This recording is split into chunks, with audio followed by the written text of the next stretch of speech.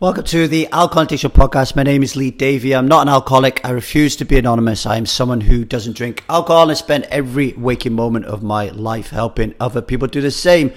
I've got a little bit of a frog in my throat, folks, so just bear with me. And the house is a little bit busier than normal. I'm still in the Airbnb accommodation in Cardiff, and we have Joe and two lovely ladies from Manchester making breakfast at the moment, and a dog running around. So if you hear a bit of barking, that will be the ladies and Joe. And if you hear the dog making some noise as well, then don't worry about it. I'm sure it won't spoil your enjoyment. What I want to talk about. Phil on Strive recently posted a good question that I want to cover here. And Phil's question is this. Let me go find it. What does everyone do when it comes to buying alcohol for other people, for friends in bars, or simply buying your partner wine for home parties if they drink, etc., etc.?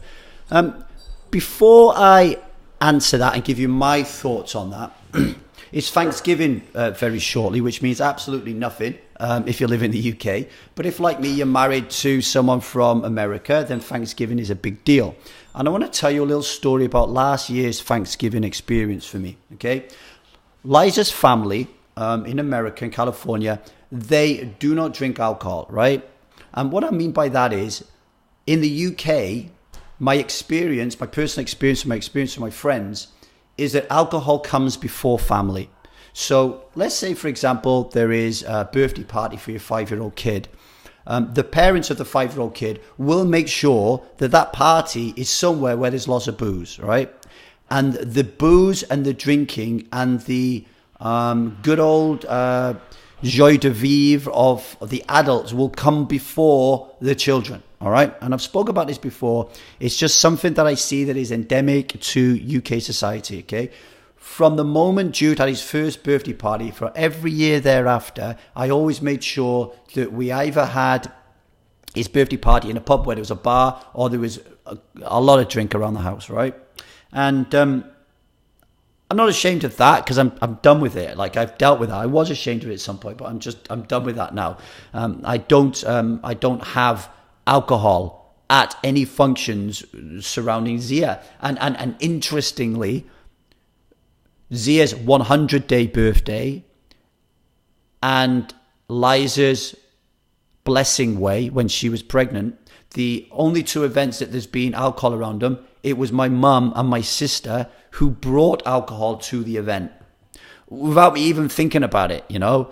And it was afterwards what I said to Liza, if I would have known that, I would have told people in the beginning, do not bring alcohol to this event. This event, the blessing way, is a celebration of Liza motherhood. It's a celebration of mothers. It has nothing to do with alcohol, okay?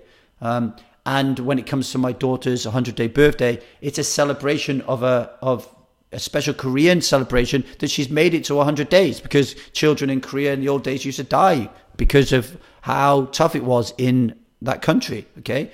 Has nothing to do with alcohol. In a blessing way, when a woman is celebrating her pregnancy, and in a birthday where parents are celebrating the child's 100 days, you want people to be 100% connected, 100% interested, 100% present. You cannot be present if you're drinking alcohol, okay? So for me, in those moments, no alcohol. So going back to Liza's in-laws, whenever we're around in California and we have get-togethers or events or anything, there is hardly any alcohol. Every event is structured around providing value and joy and happiness for the children, okay? And it's almost like the parents know that if they drink, that it's going to interfere with the children's good time. So if we go away to, let's say, like we all went to Breckenridge skiing once, we all went to Lake Tahoe, and nobody drunk at all. Like we went skiing, we went tubing, we went snowball fighting. We did all these different things, but alcohol was not part of the equation. Now, the only time that has ever changed was last year at Thanksgiving. The family gathering got bigger, like cousins, aunties, uncles, and all that came around. And my brother-in-law Steve was there, and he was drinking and cracking out the cans. And I'm I love Steve dearly. He's absolutely an amazing person. If he's listening to this, he's probably going to beat me up. But as everybody was really enjoying their Thanksgiving, as everybody was enjoying their food, everybody was enjoying having a good time, the more that Steve drank, the more that he withdrew from everybody else. Everybody was having fun and a joke and a laugh, but Steve was just kind of on his own on the couch. And he couldn't mix because everybody else was on a completely different wavelength. We all know when you drink alcohol, it makes you fucking stupid, right? So he was becoming more and more stupefied, where everybody else was becoming more and more joyful and more happy and enjoying Thanksgiving.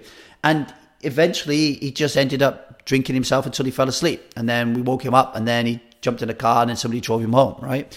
And it was really sad to see that happen. But because they don't drink, it was a really good barometer, if you like, a really good exercise and experimentation to see how clearly someone drinking in an environment where nobody else is, how clearly it doesn't manifest itself in a positive way. So he may have felt that by drinking alcohol on Thanksgiving, that it was going to make him have a better experience. But all it did was worsen his experience. Now, Steve wouldn't have known that he would have been reacting to neurochemical signatures in his brain that just simply said, it's Thanksgiving, brother, you've got to get drunk. He was working on automatic pilot. If he was able to step outside of that, if he was able to get above the death effect and really look at that and say to himself, did I really enjoy my Thanksgiving yesterday?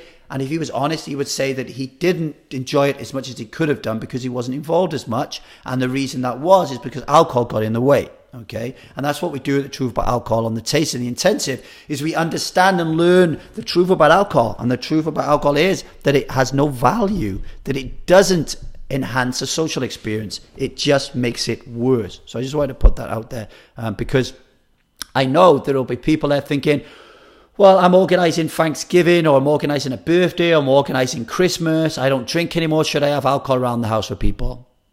My feeling around that is no, because what do you want out of that experience? If you are hosting a Thanksgiving party, for example, do you want it to be a fun time? Do you want everybody to celebrate? Do you want everybody to have a laugh? Do you want it to be a safe space? Or do you want to be worrying? Do you want to be looking over your shoulder? Are you going to be worrying that Auntie Fred is going to be beating up Auntie Hilda, that he's going to be falling over, that he's going to say one of his stupid sexist jokes when he has too much to drink? Like, are we worried about the cousin who's always gets a little bit aggressive and swears a little bit too loudly? You know, are we worried? Do we want that in our household when we're trying to celebrate something that Americans feel is as important as Thanksgiving? You are, and this is an exercise we do on the intensive, you in that moment are the gatekeeper. You are the gatekeeper. You are the one setting the rules. Now, if people want to bring beer, let them bring beer, right? But you don't have to provide it, okay? And very often, when somebody goes to a house party, what tends to happen is they'll bring a bottle of their own, and after they've drunk the bottle, then they'll drink what's left in your cupboard, right? That's what tips them over the edge. So if people just bring their own booze, you don't have to make a big deal out of it. You don't have to say to them, look, I don't want no booze in the house, okay? But I don't think you need to provide it for them, because if you provide it for them, right, and you are on this journey of becoming someone who doesn't drink alcohol, what is that saying about your message? It's diluting it, isn't it? Especially if you are worried about what people are going to think about you. If you are concerned that people are not going to respect your decision to be someone who doesn't drink alcohol, then I think you should be very strong in putting forward a real solid presence around you and not drinking alcohol, okay? If your friends are like taking a piss, if they're calling you a nufter, if they're saying you're a big girl because you don't drink, and then all of a sudden you invite them to a party and you brought a lot of drink around the house, like, how can they take you seriously? This is even worse if you're someone who's tried to give up drinking numerous times and your friends and family don't even believe you anymore. They keep offering you drinks because they know that over time you're just going to give in and drink anyway. If you're that person, and there'll be a few of you listening to this, if you've bought a load of beer and wine ready in a party, what is that saying? You know, that's saying, I'm fine with everybody drinking. I'm not fine with people drinking, right? I'm not fine with it, especially if it's a party of people I love. I don't want them to hurt themselves. I don't want them to spoil my experience. And I really don't want them influencing my children. I don't want my daughter to start asking questions about alcohol. What is that bottle for? Why is he drinking it? And I don't want people making fun and jokes around alcohol around my daughter. Like somebody came in here the other day and asked my daughter if she wanted a beer. You know, it's the question, do you want a beer, is perceived as a joke, right? There is no harm from the guy who's saying, do you want a beer, right? However, it is part of the invisible, violent, and dominant belief system, isn't it? It's as my daughter grows up, she will learn that those jokes are just part and parcel of what goes on in life. And it is all fun and a joke to be offered a powerful drug. It's not a joke to be offered a powerful drug. So I wouldn't want that around my house, you know? The other thing I wanted to talk about was cigarettes a little bit. So, because it's the same type of thing for me, I think. I used to travel a lot with a poker, obviously, and I would always get my mum and dad duty-free cigarettes. And then once I was in Venice, and I promised them I would get them duty-free cigarettes, and I said to myself, what am I doing? Like, I'm killing them. Like, I'm implicit in killing them by providing them with a lot of cigarettes. And maybe if I didn't provide them with the cigarettes, the fact that cigarettes cost £9 a packet, maybe they might give up if I wasn't giving them cheap cigarettes. And I remember ringing my mum and dad up and telling them that I wouldn't be bringing them home any cigarettes. And the fear that I had in the build-up to that conversation, I felt stupid. I felt there was no confidence in me in that conversation. Like, my ego was in the way. I was worried about my status dropping in the eyes of my parents. I thought that they would think that me buying them cigarettes not buying them was going too far or whatever that was, right? So I understand that if you don't want to buy your parents alcohol and that kind of stuff because you don't want to be complicit in hurting them or encouraging them to drink if they have a problem, there will be a great fear behind that. The way I dealt with it was just by acknowledging and understanding that fear was there and picking up the phone and doing it anyway. And speaking to my mom afterwards about it, she understood why I did it. And she had respect for it, even though she was a bit pissed off that she never got her cigarettes. All right. And it's the same thing with the alcohol. Now, I do not get into this situation very often because people know my thoughts and feelings around alcohol. So hardly any of my friends very rarely drink around me. I don't have friends anymore that drink alcohol. The friends that are in my circle, they drink it, but it's not the most important thing of a night out. So I don't think I've ever seen any of my friends drunk. In 9 years, I've seen Liza drunk once. If I go to a restaurant with Liza, she will always have a glass of wine or something. If I go to a pub with my dad, I took my dad out for a meal recently. I said, Dad, what do you want? He said, I have a pint of lager. I bought him a pint of lager, I'll do those things. But what I won't be doing is buying barrels of lager, bottles of wine and stacking them in my house for a party. I would be now telling everybody invited to that party if I felt that it was a problem that I don't want alcohol there. So let me recap. Let's say I have a birthday party for Jude or for Zia. Knowing how much alcohol my sisters and my family drink, I think I would tell them not to bring alcohol. I would be open and say, I don't want you to bring alcohol. However, if my friends wanted to bring alcohol, I wouldn't tell them not to bring it because I know that if they did, it wouldn't be a problem. So there's no reason to make a big deal out of it. But if I had a load of friends and my family who were drinking alcohol, then I definitely would say to them, no, I don't want you to be drinking alcohol over. The other thing I want to talk about here as well is gifting alcohol for people. So buying bottles of wine for your kids' teachers, buying gin or whiskey for people at work. I don't think that is conducive to who we are if we are embodying the truth about alcohol philosophy. I don't think that's something we should be doing. I also don't think we should be accepting gifts like that. I think when somebody buys us alcohol as a gift and we are someone who doesn't drink alcohol, I don't think we should be taking it. I think we should be saying to them, thank you for the kind offer and the kind thought, but I want you to know I don't drink alcohol anymore, and you probably be better off giving that to someone else. Because coming out of the closet and telling someone you don't drink alcohol is hard enough. If you are then going to accept gifts of alcohol of people who are suffering from a death effect, then you're effectively telling them that it's okay for them to gift you alcohol, which will then allow them to offer you alcohol when you're in a house, when you're in a pub, when you're in a club. And if you are not on solid ground when it comes to becoming someone who doesn't drink alcohol, that could be a potential trigger for you, and you could end up drinking alcohol. So I think when someone gives you alcohol and you haven't come out yet, I think that is a good solid line that you can draw in the sand and say, no, I don't really want to take that gift. Thank you very much. And you can do it without when people turn around and say, I accepted a gift because I couldn't let them down, or I couldn't hurt their feelings.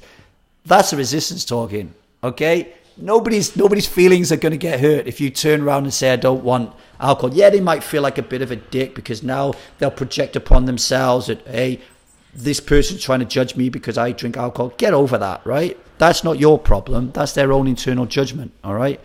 If you want to be someone who doesn't drink alcohol, you shouldn't be accepting gifts of alcohol of other people. I mean, that is just not the way to do things.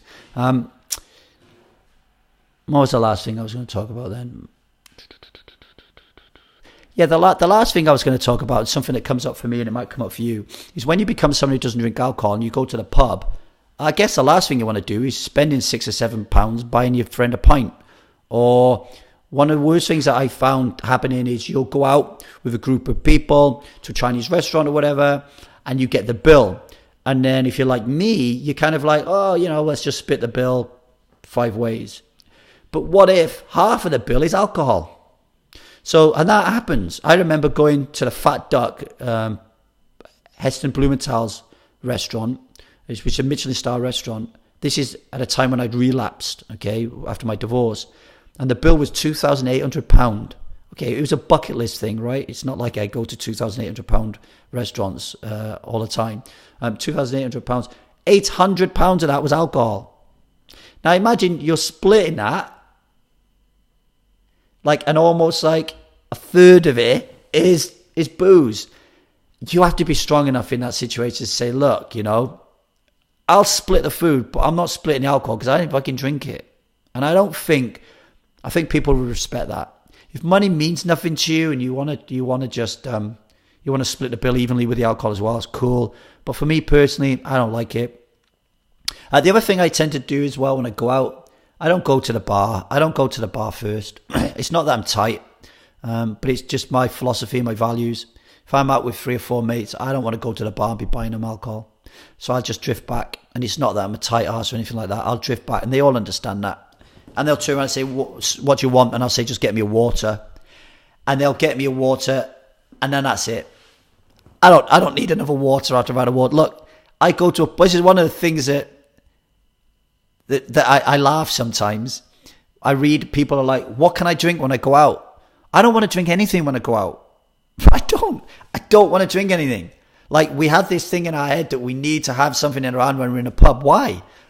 I don't want to drink anything. And I'll have this debate with my friends over and over. Well, I've got to get you something. Do you want a cup of tea? I don't want anything. Yeah? So after the first round, when someone's got me water, that'll probably last me all night. I don't want another drink. And I will not be going out the bar to get around because that's not what I do. Yeah? But if I'm out with my dad, or I'm out with a mate, or I'm out just one-on-one, I'll buy someone a pint. But if I'm out with 4 or 5 people, I'm not buying a round of drinks. It's just not what I'm doing. It's not who I am. But I will leave on this. This point. And something that we cover in the freedom module a lot on the Truth About Alcohol Intensive.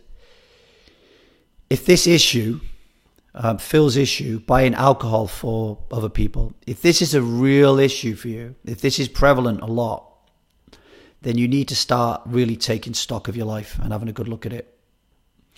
Because if you are still existing in a life where this is a problem, like a real problem, is that really what you want in your life? as someone who doesn't drink alcohol, do you want to be immersed in situations where everybody's off their tits? Like, do you want to be in those situations?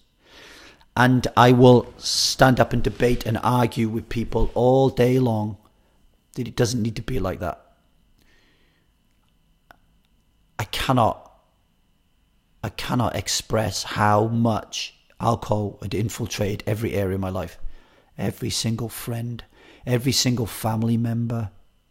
All we did was get fucked off our tits every fucking day. And today, hardly anybody drinks in my life. That is not an accident. That is me getting my mind and my body in sync with the world around me and giving off a certain energy that says, if you drink alcohol, keep the fuck away from me. And the world keeps those people away from me, and it only sends me people who are not interested in that kind of stuff. And I love my small little friendship groups. I love how deep and connected we are. I love the ability to be able to talk to them about anything. I love being able to listen to them go deep in different kind of areas like politics and philosophy and religion and world. I love it. Without having to worry that one of my friends is going to get drunk and act like a dick. To worry that one of my friends is going to hug me too much because there's a big difference between Guy, my mate, hugging me, right? Yeah, and never wanting to let go. And my old mate Sicko hugging me and telling me that he fucking loves me every 2 minutes. You know what I mean, right? So there you are. My thoughts on buying alcohol for other people. I hope it was helpful for some people. Get any questions on it, just send me an email at truthboutalcohol@gmail.com. I'm recording this on Thursday, the 22nd of November. We will be running the December taster on the 1st of December. If you want to join that, it is going to be a month of not drinking. You're going to take a vow not to drink in December. We will be showing you 28 videos in a special private place on Strive. You'll be getting one every day for 28 days. I will be helping you and guiding you. You will be in a group peer learning, so you'll be helping each other out. And it gives you a little bit of a flavour of what we cover in the intensive.